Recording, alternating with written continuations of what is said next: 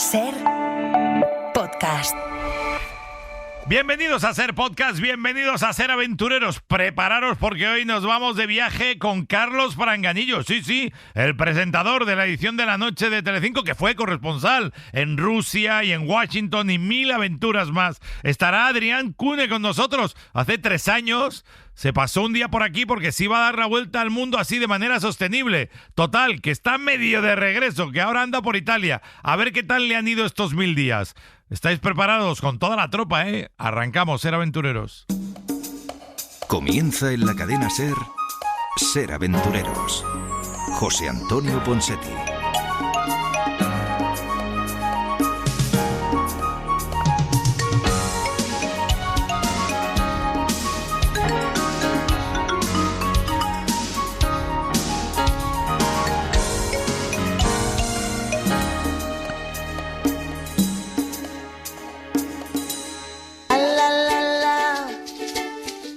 What you think she's la la la la. She's a star, oh la la la la. What you think she's la la la la. She's a star, oh la. ¿Qué tal, aventureros? Muy buenos días, bienvenidos a Ser Aventureros. Bienvenidos a la cadena SER en Península, Baleares, en Canarias, en Ceuta y Melilla. Bienvenidos también a la costa este de los Estados Unidos a través de la 1260. Gracias por acompañarnos y sintonizarnos. Chicos, qué semana más densa llevamos. No tenemos ni que contaros todo lo que ha pasado, pero es para llevarse un poquito las manos a la cabeza. Desafortunadamente, conocíamos a gente que iban en esos trenes. Y el otro día estábamos hablando con una compi, con Esther Bazán, que es parte de la cadena SER, y bueno, tenía un par de amigos ahí también, así que desde aquí el recuerdo más entrañable para todos, los que estáis afectados, los que estáis directamente afectados y los que nos acompañáis. Dicho lo dicho, muchas cosas que compartir en el día de hoy y más de una sonrisa seguro que conseguimos sacaros ahí. Hemos engañado hoy a Carlos Franganillo para que nos acompañe en uno de los nuestros. Estaremos con Adrián Cune, que lleva ya 3 años, que salió para dar una vuelta al mundo sin aviones y está entrando en Europa y bueno, a ver si llega a la Alberca, que es su pueblo en Salamanca, a finales de febrero, y a ver qué tal, porque él quería demostrar que era posible encontrar un montón de proyectos en este viaje, pues en iniciativas y ejemplos que demuestran que se puede vivir en una transición hacia una vida mucho más sostenible y que eso es posible. Pero bueno, estaremos también con el equipo médico habitual desde esta 8ª planta, los pies. Hoy estamos en el estudio 5, que es muy chulo. A mí me gusta mucho este estudio porque se ven muchísimos tejados de Madrid, muchísimas azoteas. Y aunque está así la cosa medio gris, pues se ven las cosas. Hola, Ángel Colina, buenos días. Buenos días, director. ¿Todo bien? Pues sí, todo bien. Pues me alegro. Bueno, muy bien. Estamos todos un poco, ya sabes, esta semana. Sí, estamos más pochillos, pero vamos para arriba. Me uno a tu comentario. Me parece bien. Y no, por lo demás, pues nada, atacando una semana otra vez ahí. A tope. Ha estado el tiempo además feo, ¿eh? Feo. Bueno, ha habido de todo. Ha habido sí. Tiempo más feo, sí. Tiempo menos feo, en fin. Sí. Tenemos un poquito de todo. En Chile, estos tienen ahí un lío con los incendios, que no sé yo si darle los buenos días a mi querido José Luis Angulo, que menuda la que hay liada también en toda esa zona, en Patagonia, con acusaciones de que si son los aborígenes, que si son los judíos, que si son las mafias, que hay muchas mafias sea por ahí. Sea, lo que está pasando es pues terrible. Es un desastre, tienen unos incendios terribles. Hola, José Luis, ¿cómo estás? Pues sí, hola, buenos días. Sí, Hola, la verdad José. es que a partir del domingo pasado, bueno, ha sido complicado, todavía sigue, es una semana, pero bueno, parece, entre comillas, que lo malo ha pasado en cuanto a los incendios, aunque esto evidentemente estamos en una época de verano. Muchísimo calor, estamos hablando del fin de semana, pues algunas ciudades aquí en Chile del sur hubo 39, 40 grados, y eso más la gente malintencionada, incendios provocados, alguna tormenta eléctrica, pues la verdad es que el domingo fue dramático. Y en el caso, y ya pues ando un poquito en la última pregunta que hizo la semana pasada Ángel Colina, pues en la Patagonia Argentina ya llevan mucho tiempo este verano con unos incendios tremebundos. Son kilómetros kilómetros y kilómetros y kilómetros de bosque ardiendo, y cuando se enciende esa chispa, lo que llaman el bosque nativo, que son pues maderas muy complicadas de apagar, y que incluso aunque se apague la superficie, se apague el árbol, las raíces siguen ardiendo. Pues sí, tremendo. La verdad es que un fin de semana muy, muy duro. Bueno, pues así están las cosas por ese lado del mundo. Creo que ya está de vuelta Has regresado, ¿verdad? ¿Dónde estabas? ¿En Ámsterdam? ¿Dónde estabas, Chema? Buenos días, ¿qué tal, querido? Sí, señor. Pues la semana pasada estaba en Ámsterdam, sí. Y volaba de Ámsterdam a Madrid y luego el martes iba en AVE desde Madrid a Sevilla y no puede coger ese AVE, obviamente. Nada, claro, ya me imagino, claro. Y nada, es decir, el otro día leí algo que me pareció muy, muy chulo, muy interesante, ¿no? Es decir, el hecho de que como la consternación, en este caso, es decir, que todos tenemos el derecho a estar consternados, porque en ese tren podríamos haber ido cualquiera, ¿no? Claro. Y aunque estas cosas pasan en el mundo constantemente, los que hemos viajado sabemos que en India hay accidentes como este, pero, no voy a decir todos los días, pero muy a menudo. En África se caen autobuses por barrancos. Escucha, te puedo decir una frase muy de mi madre que me decía siempre, es un milagro que estemos vivos, que lo sepas. No, claro. Y es verdad, es siempre un milagro, porque no sabes en el siguiente minuto qué te puede pasar, o sea que... Totalmente, sí. Con lo difícil que lo tienen los asesinos, tú fíjate, la que lían y lo difícil que es verdaderamente... es decir, luego en verdad morimos con una facilidad y con una fragilidad, somos sumamente frágiles. Así que, pero bueno, vamos al viaje. Vamos al viaje, y lo primero que vamos a hacer en este Ser Aventureros es tener a uno de los nuestros. Hoy me ha apetecido, estos días le veo mucho, coincido con él en Mediaset, tener a Carlos Franganillo. Para quien no le pongáis cara o no le pongáis nombre, él es periodista, es presentador español, que es a día de hoy director de informativos de Telecinco. Él presenta la edición de la noche, pero a Mediaset creo recordar que se incorporó en el 2024, pero después de que se fuera Pedro Piqueras, que le tendríamos que llamar a Pedro un día, ¿eh? Pues sí, no estaría mal. Le llamaremos. Pero claro, él desarrolló la gran parte de su carrera como corresponsal en Televisión Española, en Moscú, en Washington, trabajó en Radio Nacional. Total, que el tío es un crack. Así que, señoras y señores, vamos hoy con uno de los nuestros. Pero antes, con el nuevo Jeep Avenger de North Face Edition, cualquier lugar puede ser el comienzo de una aventura. Con tracción total y llantas de 17 pulgadas. Se adapta a todos los terrenos sin renunciar a su diseño único. Todo con tecnología híbrida de 48 voltios. Cambio automático, recarga automática. Mientras conduces, todo es fascinante. Y además, has de descubrir esa gama Jeep Avenger con condiciones de financiación exclusivas. ¿Dónde? Entrando en jeep.es. ¿Dónde, Ángel Colina? A ver, lo repito, entrando en jeep.es. Y se habrán enterado en Chile, José Luis, ¿dónde hay que entrar? Como decía Ángel Colina, entrando en jeep.es. Pues ya está, ahí estamos con el North Face Edition de Jeep. ¡Qué barbaridad!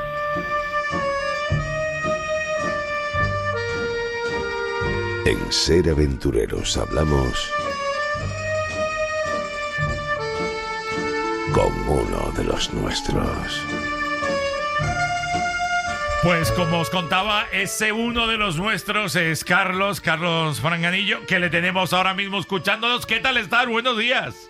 Muy buenos días a todos, un gusto estar con vosotros. Buenos días, Carlos. Un placer, una felicidad. Oye, tú eres de viajar mucho, poco. ¿Cómo es la vida de Carlos y los viajes? Bueno, por trabajo viajo bastante, algo menos que antes. Cuando estaba como corresponsal, pues los viajes eran continuos y a sitios más exóticos que ahora, pero sigo viajando. Y luego en el ámbito familiar, ya con niños pequeños, los viajes son más contados y más controlados, menos exóticos, pero bueno, todo se andará. ¿Eso qué quiere decir? ¿Que es más viajar por España ahora? Bueno, aparte de profesionalmente, que sí que obviamente sales a cubrir grandes eventos, pero ¿que viajas más por España? Sí, es verdad que ahora con niños, pues bueno, yo soy de Asturias, pues en cuanto puedo me escapo a Asturias, mi mujer es de Galicia, nos vamos a Galicia, al final sota, caballo y rey, a sitios más controlados donde realmente podemos descansar, y cuando vayan creciendo ya hemos hecho algún experimento, algún viaje un poco más complicado, pero bueno, poco a poco seguramente les vamos a ir incorporando. ¿A qué le llamas viaje complicado? Que me río, verás.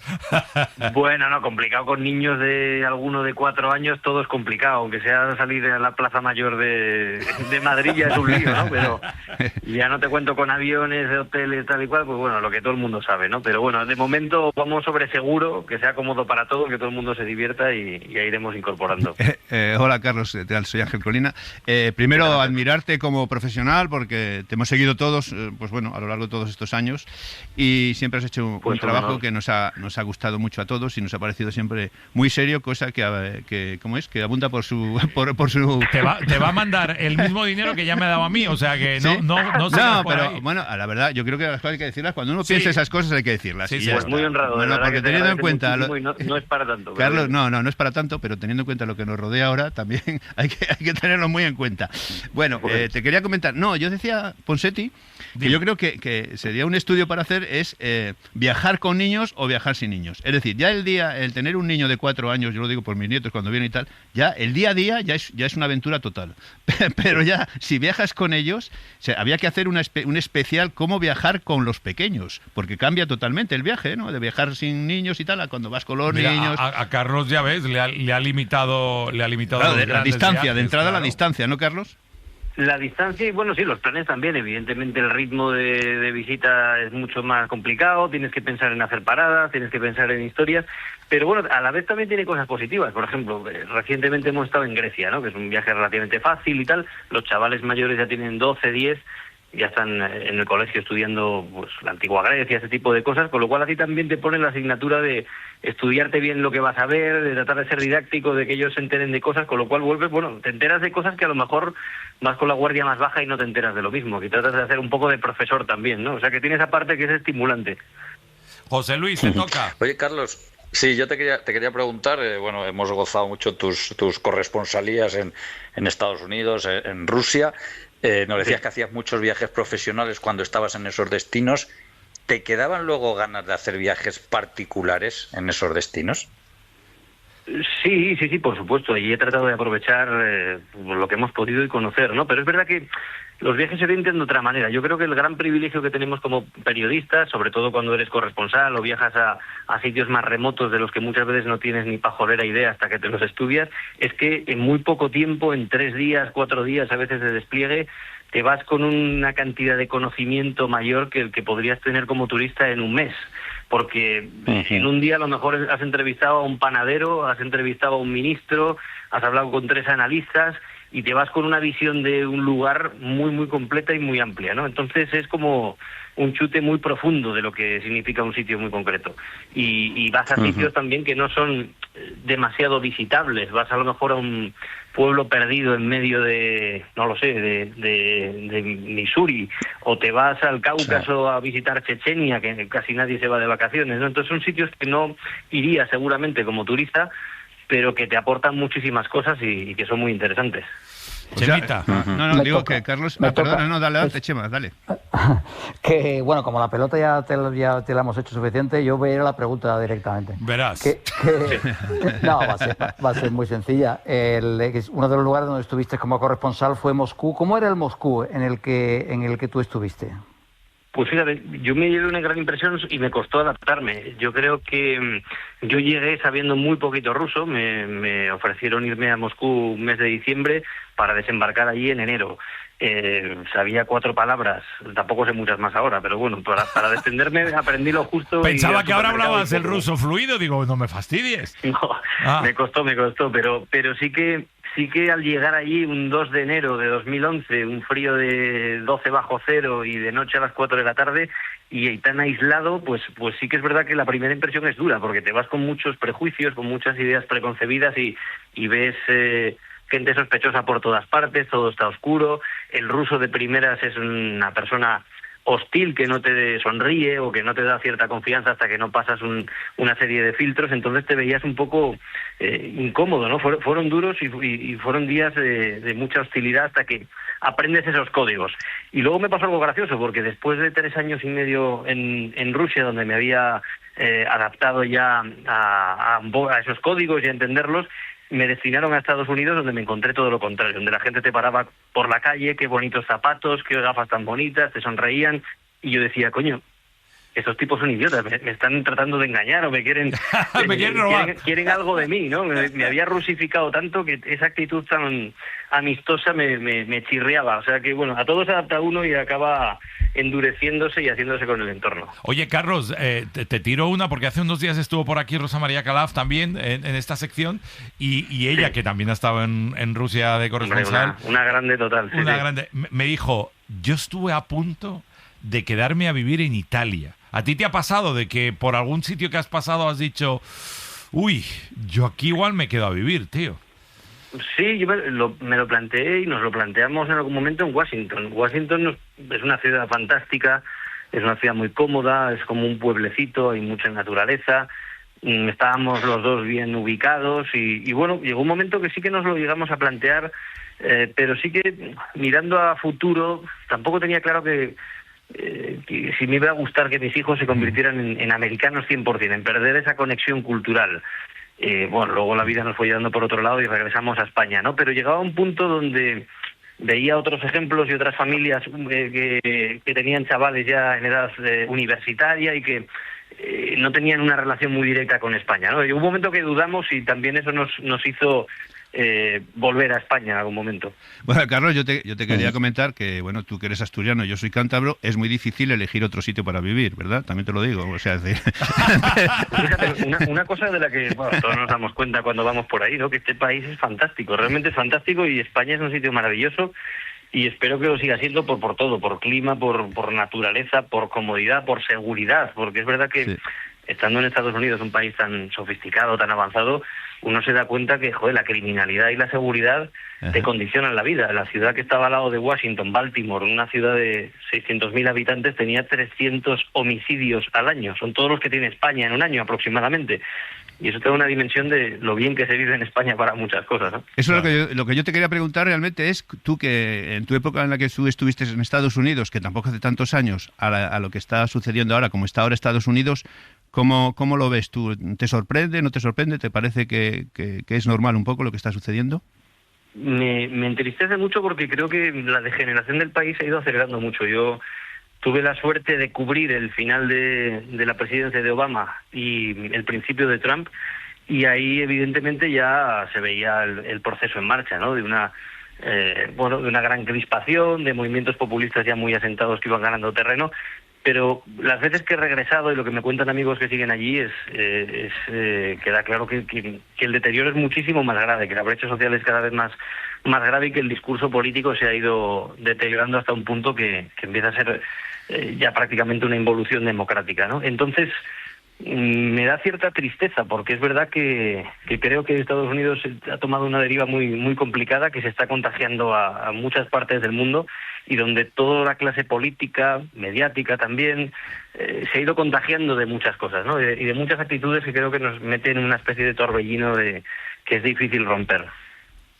Sí, Carlos, José Luis, dale. Tú estuviste de corresponsal, como todos sabemos, en Rusia, lo has comentado, en Estados Unidos.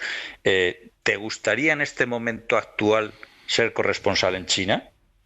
Totalmente. Eso es la espinita que se me ha quedado clavada. Yo creo que he tenido la suerte de estar en las dos de las grandes potencias que hoy determinan cómo funcionan las cosas en el mundo. Una es Rusia por razones obvias, ¿no? Por ese afán revisionista de volver a generar una esfera de influencia, esos anhelos de reeditar el imperio zarista, soviético, como se quiera llamar.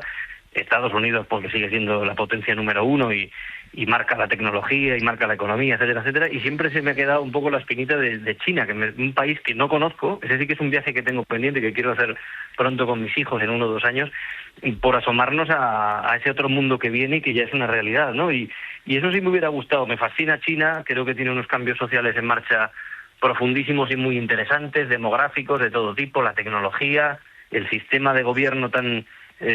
ajeno al nuestro, pero que han sabido sofisticar de una manera que que les ha convertido en un desafío para el mundo occidental, ¿no? Y todo eso me fascina y eso sí que me ha quedado pendiente, estar en esas tres grandes fuerzas de nuestro tiempo, que son China, Rusia y Estados Unidos. Qué buena, la de Chema. Chema, te toca, quiero decir, qué buena la de China, Chema. Que me he liado. Yo voy a volver a Estados Unidos y a Washington en concreto, porque me interesa saber cómo es Washington, sigue siendo, y ahora con Trump por medio, uno de los epicentros políticos del mundo, o el epicentro político del mundo. ¿Cómo es ese Washington político? Pues es verdad que es una ciudad muy especial. Supongo que Bruselas también lo es. Yo no he vivido en Bruselas, aunque he ido con cierta frecuencia. Y Washington es un sitio muy especial porque hay gente de todo el mundo, donde hay una mezcla fundamentalmente de diplomáticos, de políticos y de periodistas. Digamos que son los tres grandes componentes, ¿no? Y funcionarios de organismos multilaterales. Entonces eso te genera también una burbuja, que no deja de ser una burbuja, pero que es muy interesante porque los contactos que haces en esa época son fantásticos. Tú vas al parque con los niños y el padre de al lado pues no es el panadero o es el maestro de al lado, suele ser a lo mejor un alto funcionario del Fondo Monetario Internacional o un asesor de un congresista o un periodista. Entonces, cada persona que conoces tiene un perfil muy interesante. Es una burbuja, hay que tomarla como tal, no es una referencia de un lugar normal ni mucho menos, pero te da una perspectiva y un acceso a otros mundos interesantes que es muy directa y al final creas relaciones muy intensas y muy interesantes todas. Al menos era un sitio muy tranquilo, era un sitio muy poco estresante si se compara con Nueva York o con las grandes ciudades, y era un sitio pues donde ibas a pasear y veías ciervos saltando por el parque de al lado, etcétera, ¿no? Ahora todo eso, por lo que me cuentan, ha cambiado mucho, sobre todo con la presencia, por un lado, de la Guardia Nacional, esa especie de militarización que Trump ha buscado en muchas ciudades demócratas. Se habrán ido los ciervos asustados con todo ese lío. Deben de estar escondidos en una cueva, no sé dónde andarán los ciervos, pero si no tienen pasaporte seguro que están escondidos. Vamos, te digo yo.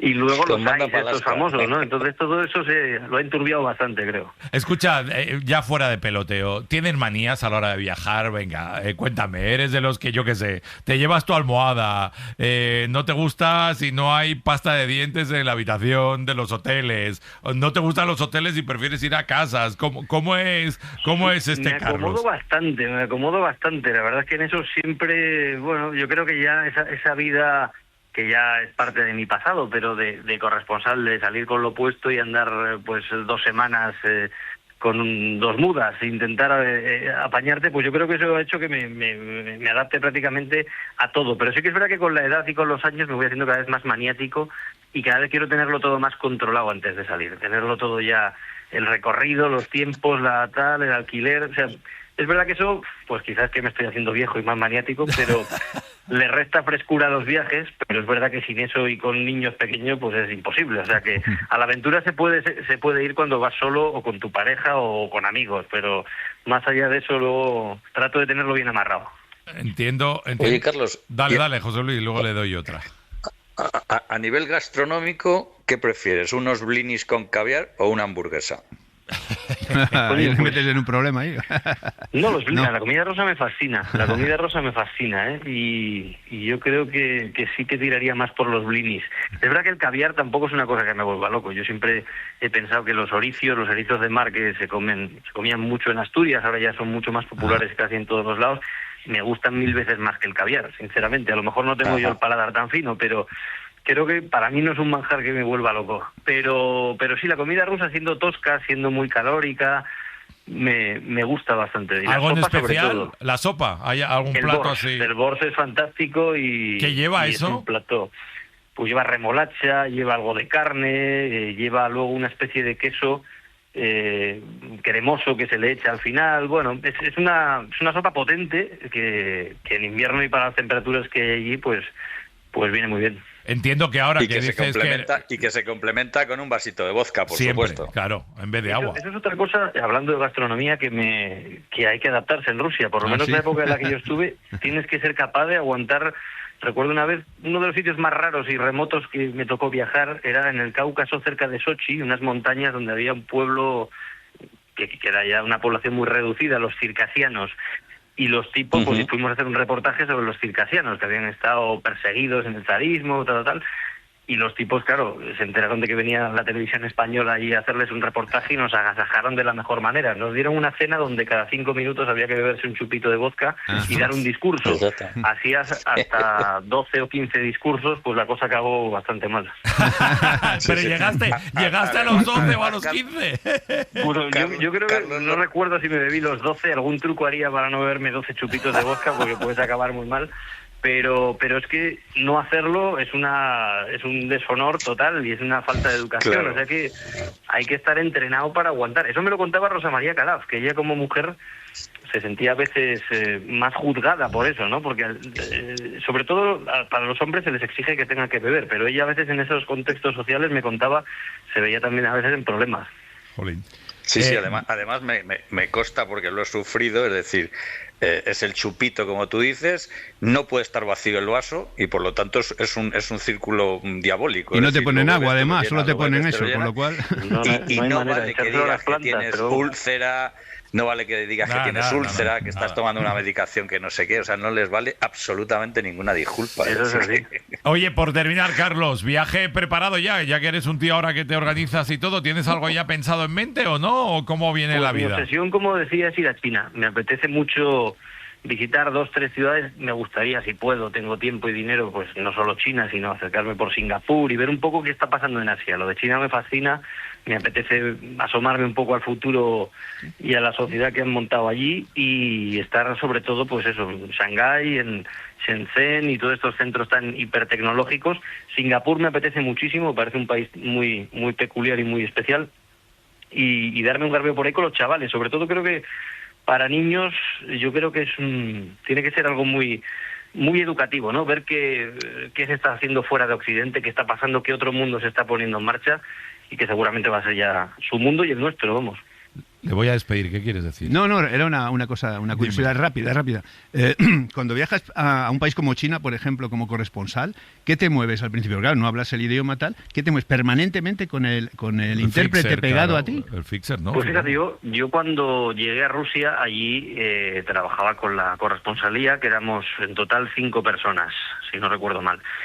Todo personal ruso, menos un trabajador dominicano y yo. Y había una productora que sigue siéndolo, Karina Rutionova, una profesional como la copa de un pino, y ella era muchas veces mis ojos, mi voz y mis oídos. Entonces era tu apoyo constantemente. Por mucho que estudiaras ruso, hombre, si pasas muchos años acabas teniendo un buen nivel, pero para hacer una entrevista en profundidad no tenía el vocabulario y al final pues la traductora es una pieza básica, ¿no? Como los fixers dentro de los viajes, ¿no? Es un poco la confianza que tú delegues en ellos, que te organicen, que te busquen contactos, todas esas funciones y la traducción precisa y al momento pues es fundamental cuando no controlas el idioma.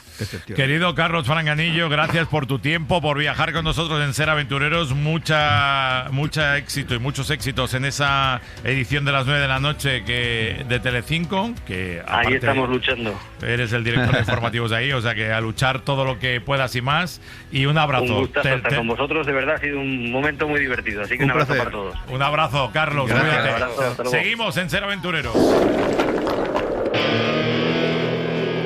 Nuestro pequeño gran hombre de las nieves. Alfonso Ojea. Pues antes de irnos hacia el proyecto Cune y hablar con Adrián Cune, precisamente, que creo que está por Italia, tengo por aquí a Alfonso Ojea, que lo teníamos la semana pasada en Innsbruck, y es que cuando esta semana hemos ido hablando Alfonso y yo, nos llevamos un poco también las manos a la cabeza por la cantidad de aludes que ha habido en el Pirineo, que llevamos un montón de personas que desafortunadamente han perdido la vida, que ha quedado todo opacado por lógicamente por otras noticias como el accidente del tren. Pero Alfonso Gea, buenos días. Buenos días, que van 6, ¿no? Pero escucha, ¿qué le pasa a la gente que sale que no es consciente de que estamos en 4 y 5 de alerta de aludes, que es una situación hay de todo, muy pues, difícil. No, hay de todo. Hombre, entiendo que habrá mala suerte. Los que son montañeros o alpinistas saben perfectamente el nivel de aludes y lo consultamos también nosotros. Bueno, y no hay que arriesgar, tío. No hay que arriesgar. Está la cosa Ahora bien, muy ahora delicada. bien, todos los aludes que se han producido son de nieve de polvo. Es imposible escapar de ellos. La presión, la nieve recién caída tiene muchísimo aire en su interior. Cuando se produce el colapso de la capa superior, ese aire se comprime, lo contábamos después, cuando el día de Crans-Montana, del incendio de Crans-Montana, en el Hoy por Hoy, ese día uno fatídico, había muerto ya varias personas. Me preguntaron, ¿y cómo ves esto de los aludes? Y lo expliqué. Los aludes de nieve de polvo no se puede salvar nadie. Ya, tío, la presión que crea la onda de choque derriba a la persona antes de que quede sepultada. Es muy fuerte. Pero escúchame, es tremenda. Hasta 240 kilómetros por hora de velocidad alcanzan. Pero escúchame, eso te da razón para que no salgas o no arriesgues o vayas con cuidado. Por supuesto. Porque el problema es que la es gente también dice, no, yo llevo arba. Ya, vale. Eso da lo mismo. Si lleves arma, si los rescatadores no llevan pala, no te van a poder sacar. Es decir, el aparato de rescate de víctimas de avalanchas es básico siempre y cuando todos los integrantes de la cordada lo porten. Claro. Porque tú lo pones en emisión. No uno, sino todos. Y los demás tienen que ponerlo en recepción para monitorizar tu descenso y, si se produce la luz, saber en qué punto. Tenemos desde ese momento como máximo 10 minutos para extraer a la 15 persona. en el peor. Y luego no tienes 100% nunca, por mucha experiencia que tengas, de que no se produzca una avalancha. O sea, tú no puedes decir, no, estoy seguro, esto está controlado, tal. Siempre te puede sorprender, ¿no? Siempre te puede sorprender lo que pasó en Panticosa. Es una zona de que no había purgas de este tipo. Por ejemplo, el desgraciado accidente en Cerrer o el de Vaqueira, gente que estaba haciendo fuera pista, pero era en condiciones muy difíciles, que hay que ir con mucho cuidado. Bueno, tan difíciles como que, saben, si no lo saben nuestros oyentes, la pasada semana tuvo lugar en Vaqueira Beret, enorme, por cierto, el éxito, una vez más, 5 veces la estación de la Val d'Aran, en organizar la primera prueba de la Copa del Mundo de Freeride. ¿Qué sucedió? Que los técnicos de la FIS la habían pasado al sábado, es decir, se tenía que haber celebrado hace hoy una semana, no se pudo celebrar por las condiciones de peligrosidad que había en el BSIB, que es el pico que se utiliza, y se trasladó al jueves con absoluta seguridad. Este es un ejemplo. Que se paró el sábado para hacerlo el jueves porque se adelantó, claro, al y era jueves. por tema de luces, Hombre, entiendo. por supuesto, por seguridad, como es esta especialidad. Recordemos que los riders del Freeride World... bueno, tuvimos aquí a la chiquilla esa que se quedó... Castán, que consiguió el año pasado, no estaba en el... estuvo a punto de morir. Exacto, y no era en el BSIBER. Pero van equipados ellos con arba, con pala. Es el equipamiento obligatorio que fija la FIS, la Federación Internacional de Esquí, para poder desarrollar esta actividad. Por cierto, un junior, subcampeón del mundo de la especialidad, español, y hay que decirlo porque no todos los que hacen esta especialidad, Ponseti... son unos inconscientes, son profesionales. No, al contrario, si escuchando, y lo vimos con Nuria Castán. Claro, escuchando a Nuria, te das cuenta que ella además decía, fíjate que iba a primera hora de la mañana, que digamos es mucho más difícil que pase. Yo me acaba de pasar el chequeo de llevar todo el equipo y todo, y bueno, y con todo a punto estuvo, ¿no? Claro, salió primera, por cierto, el jueves de la semana pasada, quedó quinta. Al final no es bueno en esta especialidad salir el primero porque debe hacer la traza, claro, y como estamos andando fuera de pista. Bueno, que se me había olvidado el nombre de este crack, que es el que quiero comentaros. Se llama Hernán Navales y ha quedado subcampeón del mundo junior de esquí extremo. Por cierto, en junio el Comité Olímpico Internacional se reúne para decidir si esta especialidad, que ya está dentro de las federaciones internacionales, cada federación nacional de esquí la tiene, pasa a ser olímpica. Muy bien. Una pregunta rápida. Venga, volando. Este invierno está siendo diferente en cuanto a nevadas a otros pasados, es decir, tenemos más allá. ¿Qué está pasando? Hay más cambios térmicos, no llega a las capas de hielo y de nieve a afianzarse sobre el terreno. Está nevando más. Claro, nieva mucho, la temperatura sigue baja, necesitamos que caiga agua o que funda para que se recongele, y eso no está sucediendo. De cualquier manera, las nevadas están dejando unos depósitos tremendos en cotas de 2.500 metros que superan después de la nevada el 1,5 metros de nieve. Que es una burrada. Mucho cuidado, dejemos a estos profesionales que acabamos de comentar, que también se la juegan, que sean los que compitan, que sean los que hacen fuera pista. No creo que casi ninguno de los que nos escucha esté preparado en su nivel técnico y de seguridad alpina para poder hacer un descenso de este tipo. Vaya usted con Dios, que un abrazo, amigo. Hasta luego. Seguiremos hablando. Un fuerte abrazo. Seguimos. Esto es Ser Aventureros. Ahora mismo nos vamos en nada a Italia, ya lo veréis.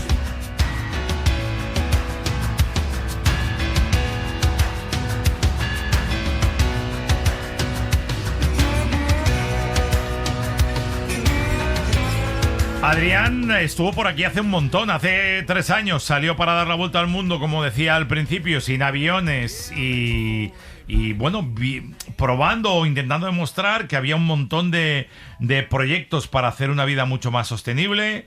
Yo creo que ya lleva más de 45 países, más de 50 iniciativas sostenibles, y hace un tiempo nos escribió y nos dijo, que estoy por entrar en Europa para a ver si llego a finales de febrero, principios de marzo a Alberca, ahí en Salamanca, en mi pueblo, y que esto ha sido espectacular. Y creo que lo pillamos en Italia, no sé dónde. Hola, Adrián, ¿cómo estás? Hola, buenos días, ¿qué tal? ¿Todo bien aquí en Italia? Sí, en Bolonia. Ah, mira, no es mal sitio para estar, en Bolonia. ¿Qué tal todo? Sí, que han pasado muchos meses desde que hablamos la última vez. ¿Qué tal esos proyectos y qué tal ese viaje? Cuéntanos. Jolín, pues muy bien, muy bien. Pues llevamos ya casi 1000 días de viaje. En realidad, el día 28 de febrero cumpliré 1000 días de viaje, que también va a ser el final de esta vuelta al mundo sin aviones y buscando iniciativas sostenibles.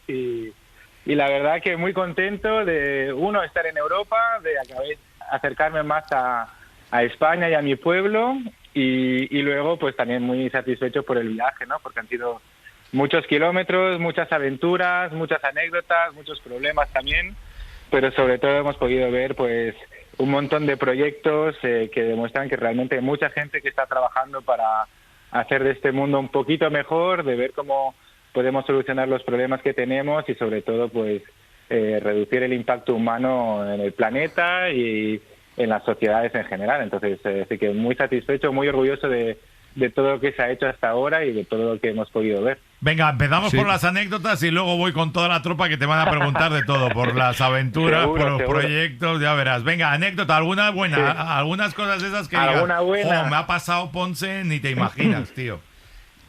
Bueno, digamos que la más fuerte, que es la que donde me jugué la vida ahí seguramente, fue cuando estuvimos cruzando el Pacífico, que encontramos un barco desde Panamá hasta Australia y nos pillaron más o menos 12 a 15 días de tormenta sin parar en el Golfo de Panamá.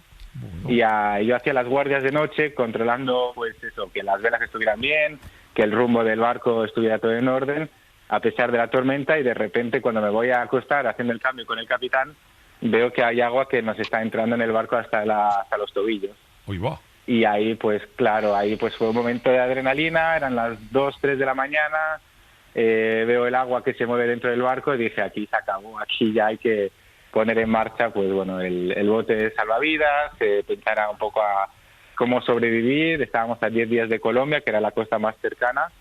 Y bueno, en ese momento la verdad que la adrenalina hace que cogí una sartén o no sé qué cogí, empecé a achicar agua como podía hasta que hiciera de día para ver de dónde venía la fuga, y resulta que era solo una pequeña mala conexión de la bomba que saca el agua, no sé el vocabulario en español, pero una bomba que saca el agua desde dentro hacia afuera, que achicaba el agua, pues se había roto, no estaba funcionando y realmente no era nada grave, pero la verdad ese momento de adrenalina donde vimos el agua entrando poco a poco, nos asustamos mucho. Y la otra que me puede venir así rápidamente es cuando nos cruzamos con narcotraficantes en Panamá. Llegando en Panamá, llegamos a la zona de San Blas y del Gap de Darién, y bueno, pues ahí nos tuvimos que encontrar con unos simpáticos narcotraficantes que querían una contribución para dejarnos pasar, así que bueno, de esas contribuciones que no te queda otra que dar lo que te piden y seguir adelante. ¿Y de cuánto era la contribución, si se puede saber? ¿Era dinero o querían comida o qué querían? Sí, dinero. No, dinero. Uno de los pocos dólares que habíamos conseguido sacar antes, sí, que serían pues eran los dos unos $400. Así. Qué faena. Sí, así que bueno. Madre mía. Pero bueno, es parte del viaje. Dime, Ángel. Bueno, yo le quería preguntar a Adrián, dentro de todos estos planes de sostenibilidad y tal, tu labor, ¿cómo es dentro de todo esto? Cuéntanos un poquito y cómo son esos planes. Sí. No, bueno, creo que antes de todo lo importante es, cuando se habla de sostenibilidad, se habla de los 3 pilares de la sostenibilidad, el medioambiental, que seguro es el que viene más en mente a todo el mundo, el social y el económico, ¿no? Porque cualquier tipo de proyecto, ya sea pues de tipo de ONG, de político, de empresa, de startup o de lo que sea, necesitan esos 3 pilares para ser vistos como sostenibles. Luego es verdad que hay muchos proyectos que se enfocan en una u otra rama de esos 3 pilares, y la verdad que nosotros lo que hacemos, intentamos llegar al país, bueno, siempre averiguando y analizando un poco la situación de cada país. Pues si estamos en Brasil, cerca del Amazonas, por ejemplo, intentaremos ver pues todo lo que tiene que ver con pueblos indígenas o pues eso, preservación de la fauna, del medio ambiente. Y luego, pues por ejemplo, si vamos a países pues con, por ejemplo, en Yakarta, pues la subida del agua y las sociedades y la pobreza. Entonces, todo depende un poco de qué temática podemos ver, de problema, y de ahí buscar pues organizaciones o cualquier tipo de proyectos o iniciativas que están intentando ayudar en esa rama concreta del digamos, el problema que podemos encontrar en un país, que obviamente es muy diferente a los que pueden haber entre todos en otros países. Entonces, eso también es lo que hace que sea muy diverso y lo que es muy enriquecedor. Entonces, bueno, hemos visto proyectos de todo tipo. Sobre todo, pues el tema social es lo que más se puede ver o lo que es más fácil entrevistar, y luego pues a raíz de eso vamos mandando mensajes, intentando contactar con gente, y bueno, a pesar del tiempo limitado y dependiendo de visados y de un poco todo, pues intentamos entrar en contacto y quedar y hacer pues un vídeo con ellos para que nos puedan explicar el proyecto, con una entrevista bastante extendida para luego tener una base de datos que podamos usar en un futuro. Venga, José Luis. Sí, Chema, perdona, José Luis, mira, se ha adelantado Chema hoy. Chema, dale, perdona. Te ha adelantado por la derecha, ni le has visto venir. Oye, mira, vivimos inmersos en un mundo de pesimismo permanente, casi en el aspecto en el que lo mires. Danos algún dato, alguna historia, algo que hayas visto en estos viajes que sea una señal positiva de algo que está ocurriendo y que merezca tener una visión optimista. Bueno, yo creo que al final lo que hay que tener claro es que hay más gente buena que mala, y hay mucha más gente que está haciendo una labor, aunque sea muy, digamos, en la oscuridad, en el buen sentido. Y bueno, la gente mala y las malas cosas, por eso hacen mucho más ruido, por eso queremos enfocar en el lado positivo. Pero sí es verdad que hay muchas cosas que son proyectos positivos. Nosotros hemos entrevistado, por ejemplo, una pareja que compró pues antiguos campos en Colombia, cerca de Medellín, de ganadería, donde habían pues hectáreas y hectáreas que habían sido utilizadas por la ganadería y estaban secas, súper áridas. Y es verdad que en pocos años, visto que ahí el clima también es tropical y tal, en pocos años han conseguido pues no solo a reforestar de manera natural esa zona, pues dejando tiempo a la naturaleza, haciendo controles, preservando, plantando cuando hiciera falta, pero hasta el punto que han vuelto a ver que habían jaguares, pumas y otros animales que están en peligro de extinción, han vuelto a estar en estas zonas que hace menos de 10 años estaban totalmente pues desiertas. Entonces, ese es uno de los datos positivos. Y luego sigue habiendo muchos proyectos de control. Y bueno, hay una frase que me gusta mucho, que todo lo que se mide se mejora, y todo lo que se mejora pues se llega a ver. Pues entonces al final, cuando tú tienes una forma de medir el progreso, creo que siempre ves una mejoría cuando estás trabajando en un objetivo. Es buena frase esa, la de medir el progreso, ¿no? Sí, es muy chula. Sí, claro, creo que sí, todo lo que se mide se mejora, así que hay que empezar a medir las cosas para mejorarlas. José Luis. Mira, decía antes Ponseti que por supuesto te entrevistamos hace ya 3 años más o menos, pero quizás alguno de nuestros oyentes ahora mismo o no te escuchó o no recuerda bien. Cuéntanos un poquito el itinerario que has hecho, obviamente no detenido, pero decirnos, bueno, pues he estado para un poco poner en geografía esa vuelta al mundo que has dado o que estás dando. Sí. Bueno, en resumen, fue la vuelta al mundo literalmente sin aviones. Yo salí de mi pueblito de la Alberca en Salamanca y fui subiendo hasta Noruega, hasta el norte del círculo ártico polar, pasando por los países escandinavos, pues Dinamarca, Suecia, pues Noruega. Allí estuvimos, pues yo estuve trabajando de voluntario en una renovación de un faro, antes de volver de las Lofoten Islands por Finlandia, Estonia, Letonia, Lituania, bueno, hasta volver de nuevo hasta España, cruzando Europa de nuevo, hasta las Islas Canarias, que desde Cádiz cogí un ferry hasta las Islas Canarias, y desde las Islas Canarias encontramos pues un catamarán que nos permitió llevar hasta Panamá, haciendo pues digamos escalas en Cabo Verde en África, Martinique, Aruba y luego Panamá. De Panamá pues fuimos bajando con pescadores hasta Colombia, porque el Gap de Darién no nos permitía hacerlo por tierra. Y desde allí pues hicimos Colombia, Venezuela, Brasil, Argentina, el norte de Argentina, Bolivia, Perú, Ecuador, que fue justo en la época donde, digamos, las cárceles fueron tomadas por los narcotraficantes también, así que fue un momento un poco tenso del viaje, hasta volver hasta Colombia, Panamá, y de Panamá encontramos otro capitán, otro velero que nos llevó hasta Australia, que fue una travesía de 5 meses de Panamá a Australia, pasando por islas como Polinesia Francesa, diferentes archipiélagos de Polinesia Francesa, Samoa, Fiji, Vanuatu y luego Australia, que conseguimos llegar antes de la época de los ciclones, que fue una gran suerte porque llegó uno bastante fuerte, de hecho, en el momento que estuvimos allí, y desde allí, bueno, mi compañero y yo nos separamos y yo encontré otro barco después de unos pocos meses en Australia para ir hasta Indonesia, y de Indonesia pues he vuelto a hacer Indonesia, Malasia, Tailandia, Laos, Vietnam, China, crucé toda China de sur a norte, Mongolia, y luego pues recientemente, hace menos de un mes, he hecho el transiberiano desde Rusia, pasando de Mongolia a Rusia hasta Moscú, y luego he hecho pues eso, Moscú hasta San Petersburgo hasta Estonia, y bueno, y ahora poco a poco estoy bajando y me encuentro ahora mismo en Italia, en Bolonia, después de haber cruzado de nuevo el medio de Europa y preparando la vuelta. ¡Qué barbaridad! Me he agotado. Yo estoy agotado, pero me da una envidia. Claro, a mí también. Y escucha, y las arepas y la comida y todo eso, ¿cómo lo has pagado? ¿Quieres decir? Sí. ¿De dónde hemos sacado la cuenta dinero? bancaria esa, ¿de dónde claro, es? tú eres millonario. No, claro. No nos lo dijiste hace 3 años, pero eres millonario. Sí, además lo ha hecho todo en hoteles de 6 estrellas, ¿no? Claro. Sí, además. No, que va. Si yo he intentado ahorrar como he podido, pues acampando cuando se ha podido, haciendo voluntariados a cambio de comida y trabajando a cambio de comida y de un lugar donde dormir. Por ejemplo, estuve trabajando en el lago Titicaca, manteniendo una piscina municipal allí en un pueblito durante un tiempo, trabajando en una hacienda que le llaman en Colombia de plantas y de tal. En Noruega estuve trabajando en un faro, en la restauración de un faro, luego en Canarias en un hostal. Bueno, la verdad que me he buscado mucho la vida para intentar tener los menos costes posibles, y luego el transporte, pues al final a base de autostop y de la buena fe de la gente, pues hemos conseguido ir hacia adelante.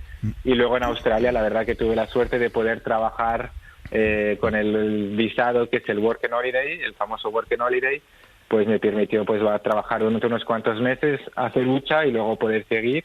Y luego todas las travesías de océanos, pues al final es también un voluntariado, porque yo propongo mi trabajo, entre comillas, ¿no? Mis guardias de noche o mi cocina o mantenimiento, lo que sea, a cambio de que me puedan llevar pues gratis de un lugar a otro. Entonces, al final le habré gastado, para darnos una idea, entre 16 y 17.000 euros en 1000 días. Así pues que los has empleado muy bien, la verdad que muy bien invertidos. Están muy bien invertidos. 3 años todo esto, así, más o menos has dicho, ¿no? Sí, 3 años. Sí, más o menos, casi 1000 días, sí.